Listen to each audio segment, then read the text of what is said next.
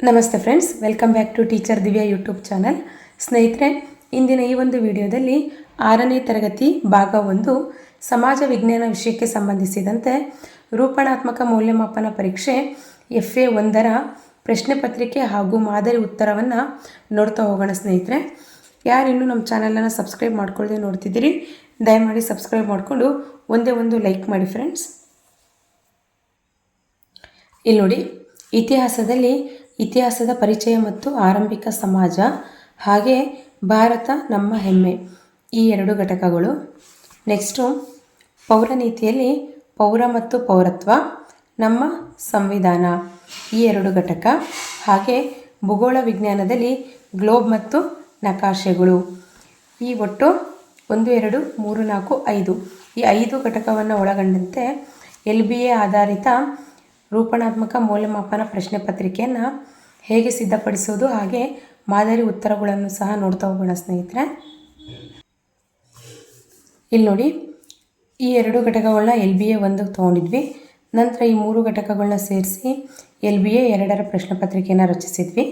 ಈಗ LBA 1ರಲ್ಲಿ ಪರಿಗಣಿಸಿರುವಂಥ ಪಾಠಗಳು ಹಾಗೆ LBA 2ರಲ್ಲಿ ಪರಿಗಣಿಸಿರುವ ಪಾಠಗಳು ಒಟ್ಟು 2, 3, 4, 5 ಈ 5 ಘಟಕಗಳನ್ನು ಒಳಗೊಂಡಂತೆ ರೂಪಣಾತ್ಮಕ ಮೌಲ್ಯಮಾಪನ ಪರೀಕ್ಷೆ ಅಂದರೆ ಏನು, FA 1ರ ಪ್ರಶ್ನೆ ಪತ್ರಿಕೆಯನ್ನು ನೋಡ್ತಾ ಹೋಗೋಣ. ಇಲ್ಲಿ ನೋಡಿ, ಪ್ರಶ್ನೆ ಪತ್ರಿಕೆಯನ್ನು ನೋಡ್ತಾ ಹೋಗೋಣ. ರೂಪಣಾತ್ಮಕ ಮೌಲ್ಯಮಾಪನ FA 1 ಸಮಾಜ ವಿಜ್ಞಾನ 6ನೇ ತರಗತಿ. ಒಟ್ಟು ಅಂಕಗಳು 20. ಫಸ್ಟ್ ಮೆನು, ಈ ಕೆಳಗಿನ ಪ್ರಶ್ನೆಗಳಿಗೆ ಕೊಟ್ಟಿರುವ ಆಯ್ಕೆಗಳಲ್ಲಿ ಸರಿಯಾದ ಉತ್ತರವನ್ನು ಆರಿಸಿ ಬರೆಯಿರಿ. ಪ್ರಶ್ನೆ 1, ಇದು ಪ್ರಜಾಪ್ರಭುತ್ವದ ಮೂಲ ತತ್ವವಾಗಿದೆ. A. ಜಾತ್ಯತೀತ ತತ್ವ. B. ಸಾರ್ವತ್ರಿಕ ವಯಸ್ಕ ಮತದಾನ ಪದ್ಧತಿ. C. ಸುಖಿ ರಾಜ್ಯ ಸ್ಥಾಪನೆ. D. ಮೇಲಿನ ಯಾವುದೂ ಅಲ್ಲ. ನೆಕ್ಸ್ಟು ಪ್ರಶ್ನೆ 2, ಇದು ಮಾದರಿ ಗೋಳದ ಲಕ್ಷಣವಲ್ಲ. A. ಭೂಮಿಯ ನೈಜ ಗೋಳಾಕಾರವನ್ನು ತೋರಿಸುತ್ತದೆ. B. ನಕಾಶೆ ಸಮತಟ್ಟಾಗಿದೆ. C. ಭೂಮಿಯ ಒಂದು ಚಿಕ್ಕ ಮಾದರಿ. D. ಸರಳ ಕಲಿಕಾ ಉಪಕರಣ. ನೆಕ್ಸ್ಟು ಪ್ರಶ್ನೆ 3, ಸಂವಿಧಾನದ ಕರಡು ಸಮಿತಿಯ ಅಧ್ಯಕ್ಷರು. A. Doctor Babu Rajendra Prasad. B. Sardar Vallabhbhai Patel. C. Doctor BR Ambedkar. D. JB Kripalani. Next 4th one ಪ್ರಶ್ನೆಯನ್ನು ನೋಡ್ತಾ ಹೋಗೋಣ. ಮೂಲಭೂತ ಹಕ್ಕುಗಳು ಉಲ್ಲಂಘನೆಯಾದಾಗ ಅವುಗಳನ್ನು ರಕ್ಷಿಸುವ ಅಧಿಕಾರ ಇದಕ್ಕಿದೆ. A. ಶಾಸಕಾಂಗ. B. ಪೊಲೀಸ್ ಇಲಾಖೆ.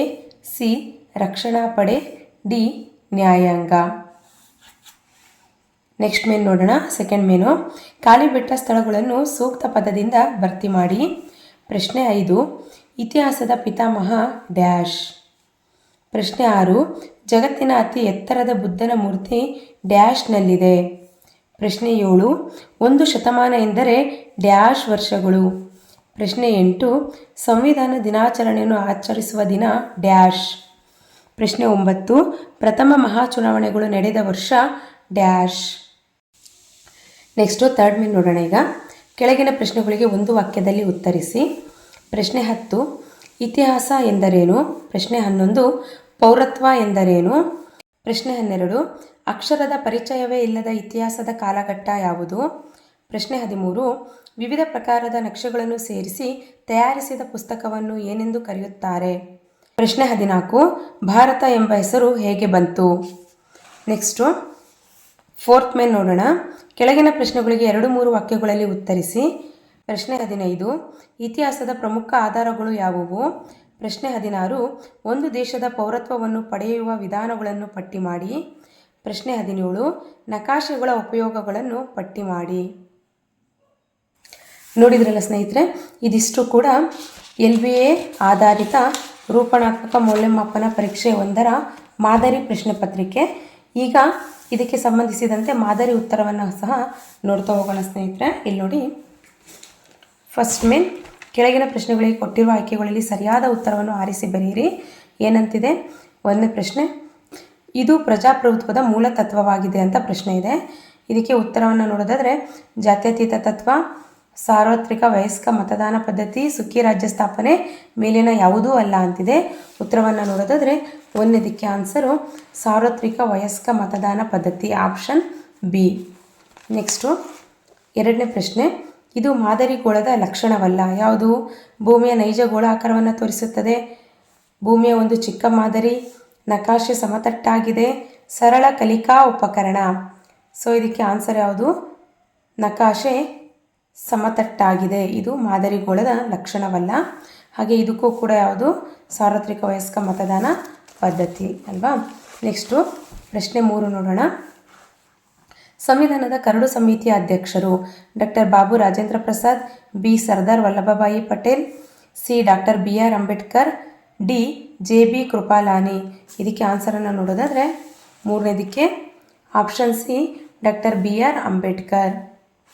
ನೆಕ್ಸ್ಟು 4ನೇ ಪ್ರಶ್ನೆ, ಮೂಲಭೂತ ಹಕ್ಕುಗಳು ಉಲ್ಲಂಘನೆ ಆದಾಗ ಅವುಗಳನ್ನು ರಕ್ಷಿಸುವ ಅಧಿಕಾರ ಇದಕ್ಕಿದೆ.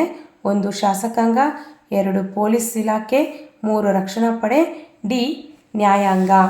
ಉತ್ತರ ಆಪ್ಷನ್ ಡಿ ನ್ಯಾಯಾಂಗ. ಆಪ್ಷನ್ ಡಿ ನ್ಯಾಯಾಂಗ. ಇದಕ್ಕೆ ಡಾಕ್ಟರ್ BR ಅಂಬೇಡ್ಕರ್.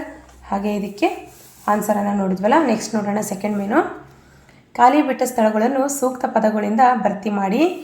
ಪ್ರಶ್ನೆ 5, ಇತಿಹಾಸದ ಪಿತಾಮಹ ಡ್ಯಾಶ್. ಇತಿಹಾಸದ ಪಿತಾಮಹ ಹೆರೋಡೋಟಸ್. ಪ್ರಶ್ನೆ 6, ಜಗತ್ತಿನ ಅತಿ ಎತ್ತರದ ಬುದ್ಧನ ಮೂರ್ತಿ ಡ್ಯಾಶ್ನಲ್ಲಿದೆ. ಜಗತ್ತಿನ ಅತಿ ಎತ್ತರದ ಬುದ್ಧನ ಮೂರ್ತಿ ಅಫ್ಘಾನಿಸ್ತಾನದ ಬಾಮಿಯಾನ್ನಲ್ಲಿದೆ. ನೆಕ್ಸ್ಟ್ ನೋಡಿ ಪ್ರಶ್ನೆ 7, 1 ಶತಮಾನ ಎಂದರೆ ಡ್ಯಾಶ್ ವರ್ಷಗಳು. ಉತ್ತರ 1 ಶತಮಾನ ಎಂದರೆ 100 ವರ್ಷಗಳು. ಪ್ರಶ್ನೆ 8, ಸಂವಿಧಾನ ದಿನವನ್ನು ಆಚರಿಸುವ ದಿನ ಡ್ಯಾಶ್. ಪ್ರಶ್ನೆ 8, ಸಂವಿಧಾನ ದಿನಾಚರಣೆಯನ್ನು ಆಚರಿಸುವ ದಿನ ಡ್ಯಾಶ್. ಉತ್ತರ ನೋಡಿ ಸಂವಿಧಾನ ದಿನಾಚರಣೆಯನ್ನು ನವೆಂಬರ್ 26ರಂದು ಆಚರಿಸಲಾಗುತ್ತದೆ. ನೆಕ್ಸ್ಟು ಪ್ರಶ್ನೆ 9, ಪ್ರಥಮ ಮಹಾಚುನಾವಣೆಗಳು ನಡೆದ ವರ್ಷ ಡ್ಯಾಶ್. ಪ್ರಥಮ ಮಹಾಚುನಾವಣೆಗಳು ಸಾಮಾನ್ಯ ಶಕ 1951-52ರಲ್ಲಿ ನಡೆಯುತ್ತೆ. ನೆಕ್ಸ್ಟ್ ನೋಡೋಣ ಈಗ ಥರ್ಡ್ ಮೇನ್. ಕೆಳಗಿನ ಪ್ರಶ್ನೆಗಳಿಗೆ ಒಂದು ವಾಕ್ಯದಲ್ಲಿ ಉತ್ತರಿಸಿ. ಇಲ್ಲಿ ನೋಡಿ ಪ್ರಶ್ನೆ 10, ಇತಿಹಾಸ ಎಂದರೇನು? ಉತ್ತರವನ್ನು ನೋಡೋಣ. 10ನೇದಕ್ಕೆ ಉತ್ತರ, ಈ ಹಿಂದೆ ನಡೆದು ಹೋದ ಸಂಗತಿಗಳನ್ನು ಕ್ರಮಬದ್ಧವಾಗಿ ಹೇಳುವುದೇ ಇತಿಹಾಸ. ನೆಕ್ಸ್ಟು ಪ್ರಶ್ನೆ 11, ಪೌರತ್ವ ಎಂದರೇನು? ನೋಡೋಣ. 11ನೇದಕ್ಕೆ ಉತ್ತರ, ಒಂದು ದೇಶದ ಶಾಸನಾತ್ಮಕ ಸದಸ್ಯತ್ವವನ್ನು ಪೌರತ್ವ ಎನ್ನುತ್ತೇವೆ. ನೆಕ್ಸ್ಟ್ ಪ್ರಶ್ನೆ 12, ಅಕ್ಷರದ ಪರಿಚಯವೇ ಇಲ್ಲದ ಇತಿಹಾಸದ ಕಾಲಘಟ್ಟ ಯಾವುದು? ಅಕ್ಷರದ ಪರಿಚಯವೇ ಇಲ್ಲದ ಇತಿಹಾಸದ ಕಾಲಘಟ್ಟ ಪ್ರಾಗೈತಿಹಾಸಿಕ ಕಾಲ. ನೆಕ್ಸ್ಟು ಪ್ರಶ್ನೆ 13 ಏನಿದೆ? ವಿವಿಧ ಪ್ರಕಾರದ ನಕ್ಷೆಗಳನ್ನು ಸೇರಿಸಿ ತಯಾರಿಸಿದ ಪುಸ್ತಕವನ್ನು ಏನೆಂದು ಕರೆಯುತ್ತಾರೆ? ವಿವಿಧ ಪ್ರಕಾರದ ನಕ್ಷೆಗಳನ್ನು ಸೇರಿಸಿ ತಯಾರಿಸಿದ ಪುಸ್ತಕವನ್ನು ಅಟ್ಲಾಸ್ ಪುಸ್ತಕ ಎನ್ನುವರು. ನೆಕ್ಸ್ಟು ಪ್ರಶ್ನೆ 14, ಭಾರತ ಎಂಬ ಹೆಸರು ಹೇಗೆ ಬಂತು? ಇಲ್ಲಿ ನೋಡಿ, ಇಲ್ಲಿ ಭರತ ಚಕ್ರವರ್ತಿ ಆಳಿದ ನಾಡಿಗೆ ಭಾರತ ಎಂಬ ಹೆಸರು ಬಂದಿತು. ನೆಕ್ಸ್ಟ್ ನೋಡೋಣ. ಕೆಳಗಿನ ಪ್ರಶ್ನೆಗಳಿಗೆ 2-3 ವಾಕ್ಯಗಳಲ್ಲಿ ಉತ್ತರಿಸಿ. ಪ್ರಶ್ನೆ 15, ಇತಿಹಾಸದ ಪ್ರಮುಖ ಆಧಾರಗಳು ಯಾವುವು ಅಂತಿದೆ. ಉತ್ತರವನ್ನು ನೋಡೋಣ. 1, ಇತಿಹಾಸದ ಪ್ರಮುಖ ಆಧಾರಗಳು ಯಾವುದ್ಯಾವುದು? 1 ಸಾಹಿತ್ಯ ಆಧಾರ, 2 ಪುರಾತತ್ವ ಆಧಾರಗಳು. ಸಾಹಿತ್ಯ ಆಧಾರಗಳಲ್ಲಿ ಲಿಖಿತ ಸಾಹಿತ್ಯ, ಮೌಖಿಕ ಸಾಹಿತ್ಯ. ಪುರಾತತ್ವ ಆಧಾರಗಳಲ್ಲಿ ಸ್ಮಾರಕಗಳು, ನಾಣ್ಯಗಳು, ಶಾಸನಗಳು, ಇತರ ಅವಶೇಷಗಳು. ನೆಕ್ಸ್ಟು ಪ್ರಶ್ನೆ 16, ಒಂದು ದೇಶದ ಪೌರತ್ವವನ್ನು ಪಡೆಯುವ ವಿಧಾನಗಳನ್ನು ಪಟ್ಟಿ ಮಾಡಿ ಅಂತಿದೆ. ಸೊ ಒಂದು ದೇಶದ ಪೌರತ್ವವನ್ನು ಜನನದ ಮೂಲಕ, 2 ವಂಶ ಪಾರಂಪರ್ಯದ ಮೂಲಕ, 3 ನೋಂದಣಿ ಮೂಲಕ ಪಡೆಯಬಹುದು.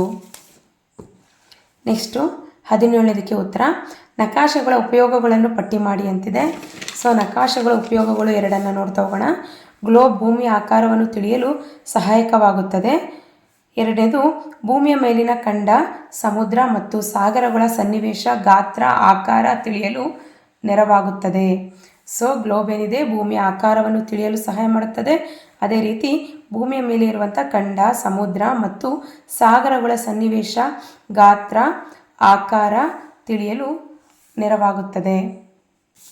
ನೋಡಿದ್ರಲ್ಲ ಸ್ನೇಹಿತರೆ, ಇದಿಷ್ಟು ಕೂಡ LBA ಆಧಾರಿತ ರೂಪಣಾತ್ಮಕ 1ರ ಮಾದರಿ ಪ್ರಶ್ನೆ ಪತ್ರಿಕೆ ಹಾಗೂ ಮಾದರಿ ಉತ್ತರ ಪತ್ರಿಕೆಯನ್ನು ಸಹ ನೋಡ್ತಾ ಹೋಗಿದ್ದೀವಿ.